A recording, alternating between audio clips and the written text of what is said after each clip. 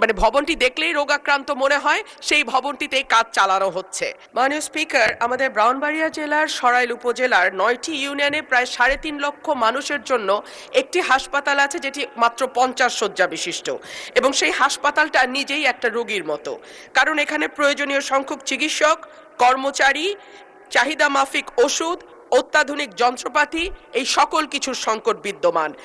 আমাদের এই হাসপাতালটিতে 10 কোটি টাকা ব্যয়ে একটা 6তলা ভবন নির্মাণের পরিকল্পনা নেওয়া হয়েছিল, কিন্তু 5ই আগস্টের পর ঠিকাদার পালিয়ে গেছে মাননীয় স্পিকার। সো এখন ওই পুরনো দোতলা যে ভবন, যেটি এমনি মানে ভবনটি দেখলেই রোগাক্রান্ত মনে হয়, সেই ভবনটিতেই কাজ চালানো হচ্ছে।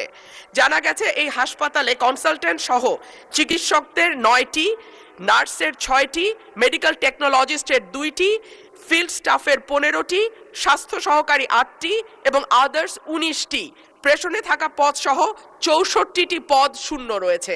সুতরাং মাননীয় স্পিকার, ধন্যবাদ মাননীয় সদস্য।